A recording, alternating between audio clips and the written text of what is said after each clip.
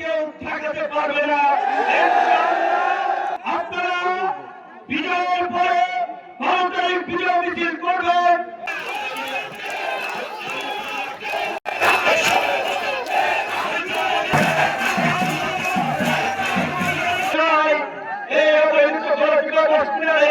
জনপদকে আর পিছিয়ে রাখবেন না, উন্নয়নের ক্ষেত্রে আর বঞ্চিত করবেন না।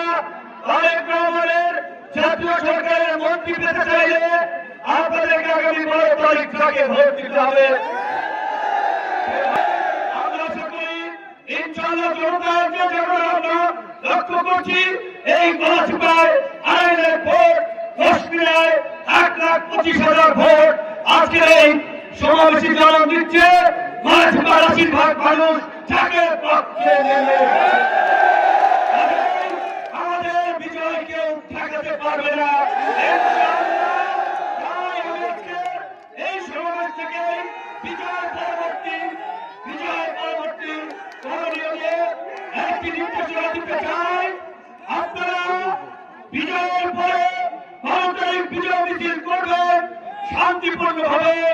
যারা আমাদের দল করে নেয়, যারা আমাদের সমালোচক ছিল, তাদেরকেও মিছিলে নেবেন। এবং আজকে এই গলাচিপার বিএনপি নেতৃবৃন্দকে সাক্ষী রেখে ওয়াদা করে বলতে চাই, হাসান মাহমুদ ভাই যদি এখন আমাদের ট্রাকে উঠে তারপর পর্বে আমরা ফিরিয়ে আনবো।